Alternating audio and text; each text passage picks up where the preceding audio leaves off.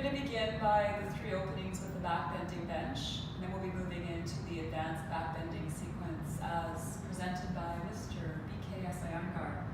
We're going to begin with the first opening against the backbending bench, which is C7, T1, or T2. You can wiggle your hips forward as you lean the weight of your body back into your bench. When you begin to feel that the pressure is approaching the largest bone at the bottom of your neck, interlace your fingers behind the back of your head, gently draw your elbows in. With an inhalation, raise the hips up, and walk the feet underneath the knees. And then just let the weight of your body settle here. Elbows moving slowly closer together. Weight of body continuing to soften into the pressure of the black spinal strip. And then a slow and gentle movement of the back of the neck towards the black strap. We're attempting to use the pressure of the backbending bench to create a softening in the muscles along the sides of the spine, and to invite some mobility into the spine itself when it comes to backbending. As the back of the head reaches the black spinal strip, you can stretch your arms out. You can hook your thumbs together if you'd like, or you can just spread the fingers wide, perhaps touching the tips of the thumbs together for some awareness of arm balance, proprioception. And then just begin to slowly inhale, stretching those arms out.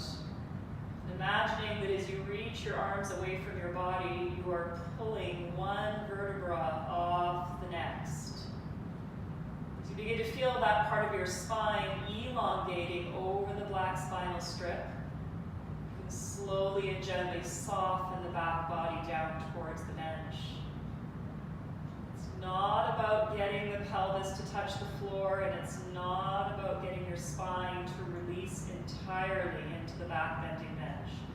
It's using the upward and downward movement of the hips, the placement of the breath, and the length in the arms to create awareness and mobility the area between the shoulder blades.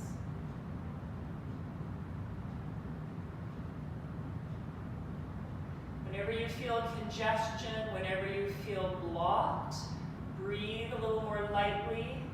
Focus your awareness on creating space in the spine. Try to let go of your desire, your will to go deeper. Breath should continue to drop into the pot of the belly. Ribs connected to the wall of the abdomen. Pressure remains steady in the upper back. Bend the elbows, bring the hands onto the back of the head, and walk yourself to the next point, somewhere between T2 and T4. Again, the key here is releasing the back of the head with length in the neck. So the area between the skull and the structure of the neck stays open. You can tip your hips up a little higher if that's what helps to bring support to the back of the head and the neck. Once the head is down, we'll place the hands on the forehead, and we'll just quietly monitor how much movement goes into the base of the skull when I'm taking my hips and my ribs down. So there'll be a little bit of movement, of course, between the head and the neck, but we want to try to minimize the movement between the head and the neck by yielding into the pressure of the spinal strip, beginning to allow the shape of the back bender and the pressure which it implies against the spine to create movement.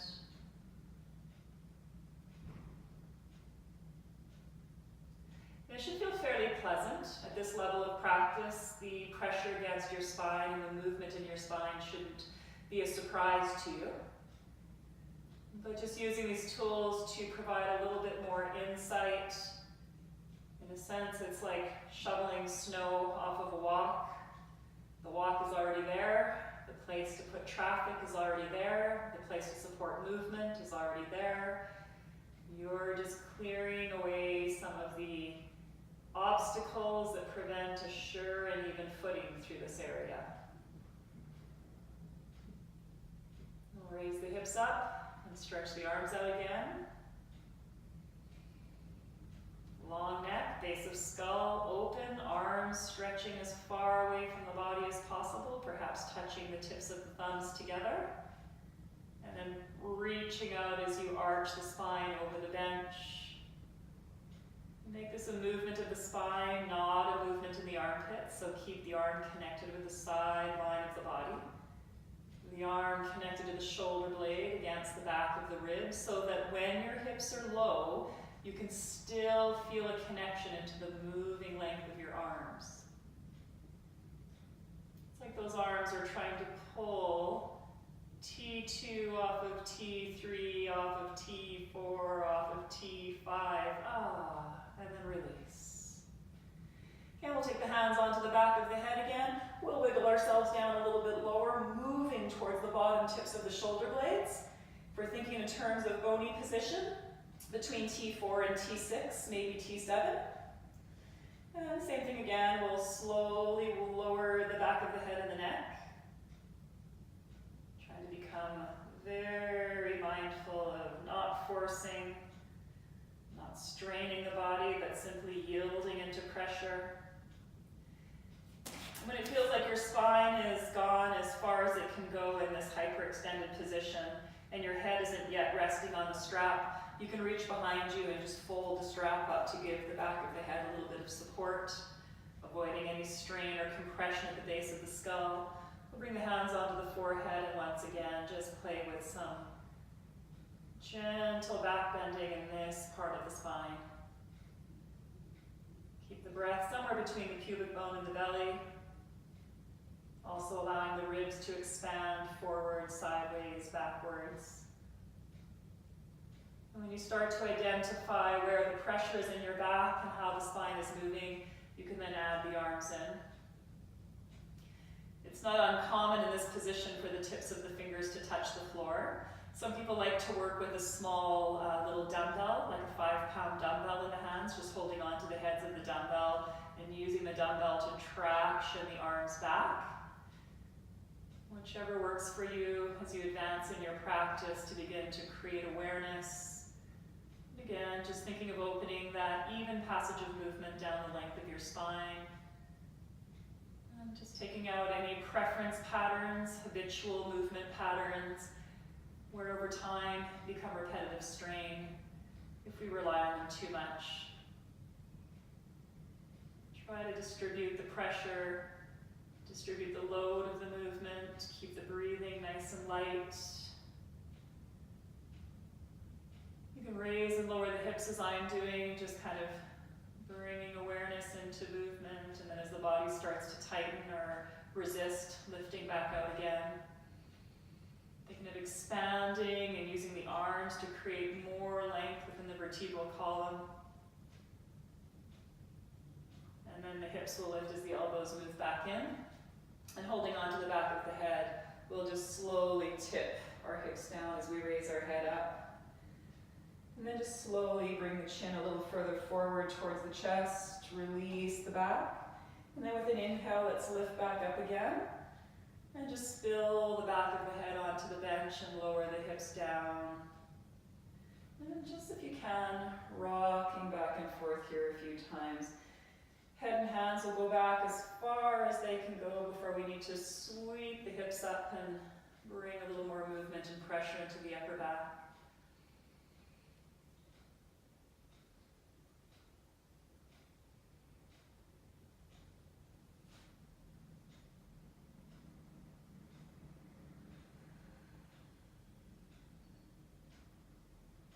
And then just coming back up to a seated posture. We'll put our back bending bench aside for now. And we're gonna bring ourselves up into a handstand. So best to use the wall if you're a little bit new to this or not confident in your balance. We'll take the hands shoulder width apart, spread those fingers out nice and wide. Best to kick up with a straight leg, because that straight leg is gonna lift the spine up. And then look to the fingertips from the area between your shoulder blades. And just see if you can balance one leg at a time on the wall, maybe holding for 5 breaths. If you feel a lot of pressure in your wrists, direct a little bit more into the roots of your fingers. Let yourself change legs just to get a sense and a feeling for balancing with one heel and then the other against the wall. And then maybe scissoring the feet off the wall and just seeing what it feels like to balance before you come down and rest. Hips will move back towards heels, child's pose, just lengthening out the spine.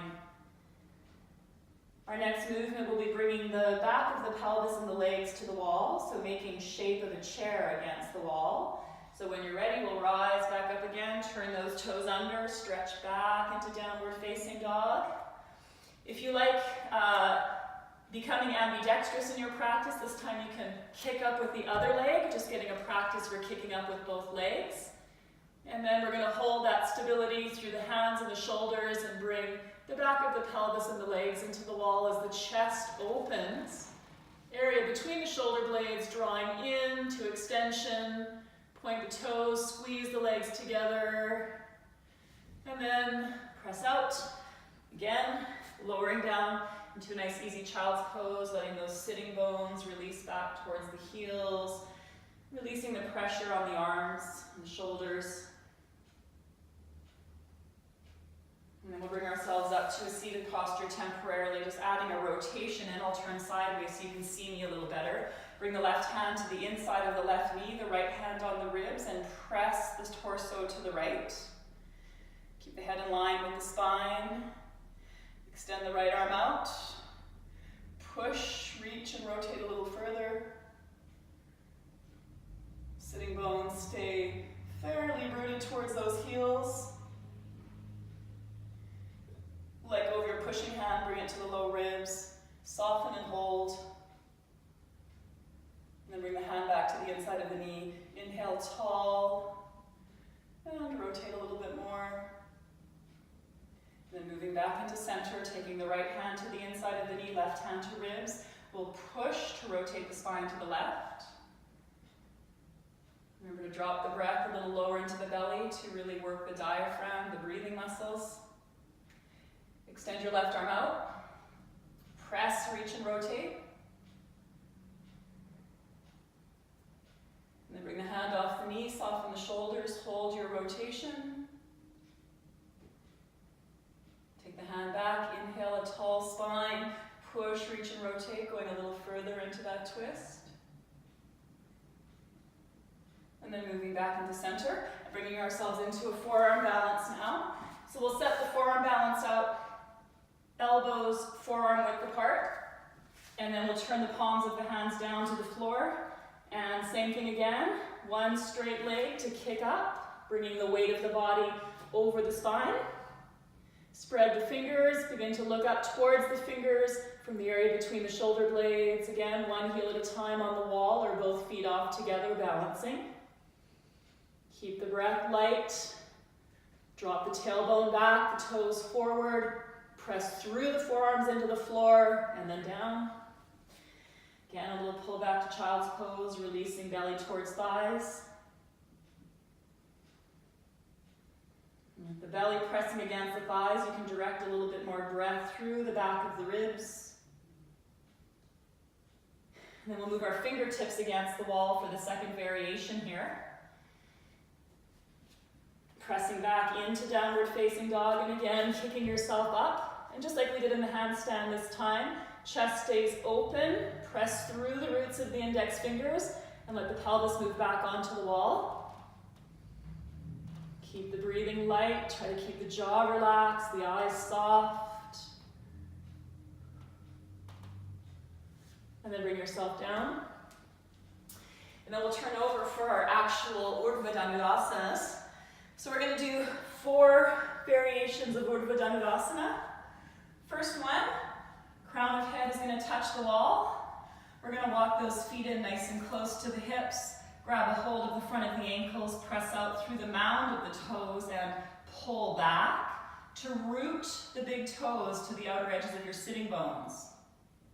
Now walk your fingers down a little closer to the foot to station the foot here. And slowly inhale and raise your hips up as you tip your knees forward. The tipping of the knees forward will both soften the elbows and bring the weight of the body through the legs and into the feet. Once the weight is there, bring your hands back by your shoulders. Turn the fingertips in, stack the elbows over the wrists. Pause. Our next move is to come up onto the crown of our head. We'll pause here. Place the wrists right against the wall. Squeeze the knees in, and with an inhalation, come up. 5 breath hold. 1. Roots of index fingers, really long arms. 2. Breastplate towards wall. 3. 4. 5. Slowly come down. You can windshield your wiper knees from side to side, releasing tension from the low back. We're going to be going up again. This time we're going to see what it feels like to bring ourselves fairly close to the wall, and then try to stretch our legs out and straighten our knees. And this is more of a stretch for the back line of the arm and into the side ribs. You'll feel it more there when you do this variation. So these are back bends we're in class. Each back bend has a different adjustment. So whoever is teaching this class would be guiding the students into where to open and where to receive the load and the movement of the opening. On our own, we have our awareness. Roots of fingers against the floor, heels of hands beside the head. Here we go up again. Crown of head and pause. Consolidate, press up. Bring the chest into the wall, and then walk the feet out. Rotate the thighs in and keep the heels down. Breathe. 1, 2, 3, 4, and slowly come down.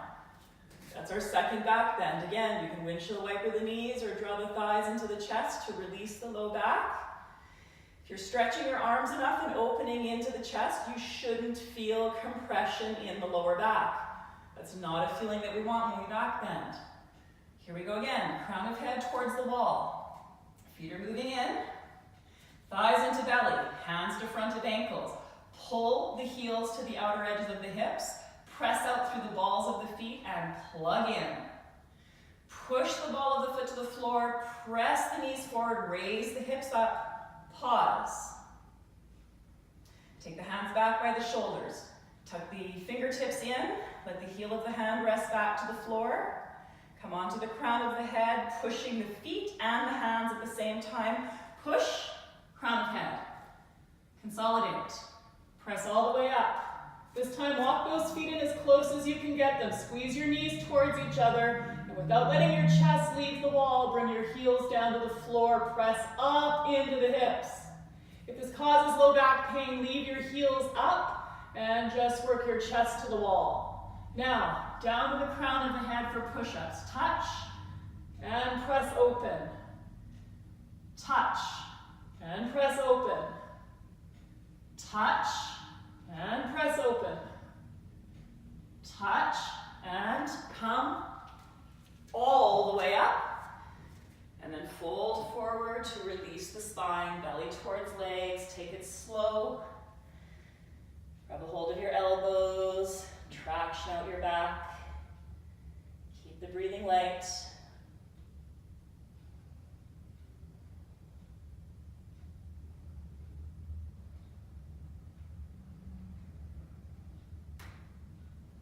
Beautiful. Moving into sun salutations now. Take those feet back, those arms forward, downward facing dog. Let the exhalation move down through the palms of the hands and into the soles of the feet. Allow the inhalation to find a little more length and space in the body.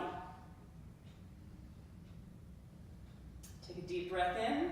As you exhale, carry that right foot up to the top of your mat. Lower your left knee down. Inhaling, interlace the fingers. Extend the spine, reach up. Exhale, bow the hands to the floor, take the right leg back. Left foot forward, right knee goes down, inhale. Exhale, hands go down, high plank this time. Let's bring ourselves down to chaturanga. Pull through into a nice easy upward dog. Downward facing dog. Couple of breaths here. Take your time to distribute the body weight through the hands and the feet. Use the pressure to help you lengthen the spine. And And then you can walk the feet all the way back up to the top of the mat, inhaling as the feet arrive, sweeping the spine open. Exhale, a nice deep, heavy fold into those hip creases, bending the knees, lower the sitting bones. Arms will reach up overhead, Utkatasana, fierce posture, and exhale to come to standing.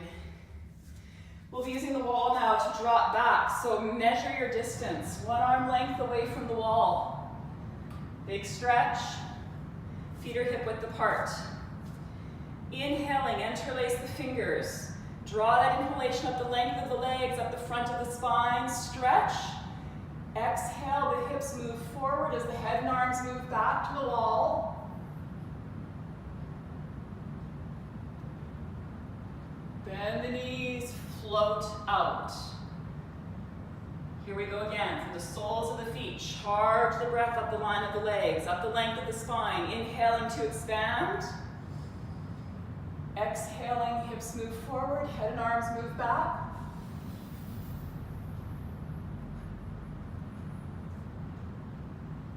Two. Again, inhale, fill with breath. Fully expand the chest. Exhale, the hips move forward as the arms and head move back, and you exhale.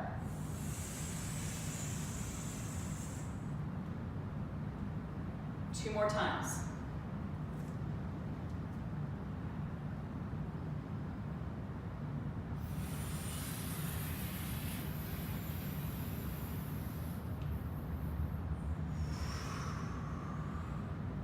Last one.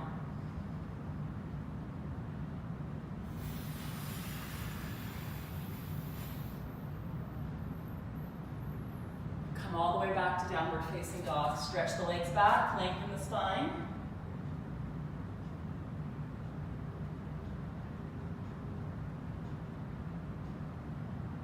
And then bring the knees down to the floor. Ustrasana, camel pose, our first back bend in the sequence.